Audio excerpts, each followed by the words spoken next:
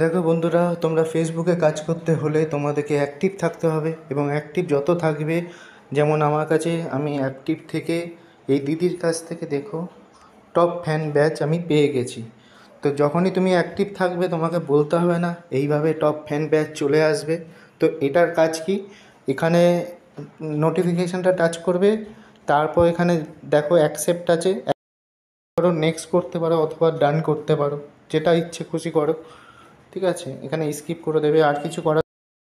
আমি এই পোস্টে যাচ্ছি, গেলাম, একটা রিয়াক্ট দিয়ে দিলাম। রিয়াক্ট সবসময় দেবে, আর রিয়াক্টটা অথবা লাইক অথবা লাভ রিয়াক্টের মধ্যেই রাখবে, আর তারপরে একটা কমেন্ট করে। এই দেখো টপ ফ্যান এসে গেছে। ঠিক আছে, তো এইভাবে তুমি অ্যাক্টিভ থাকবে যত, তোমার ব্যাচও এমনি করে টপ, যতটা পারো অ্যাক্টিভ থাকার চেষ্টা করো।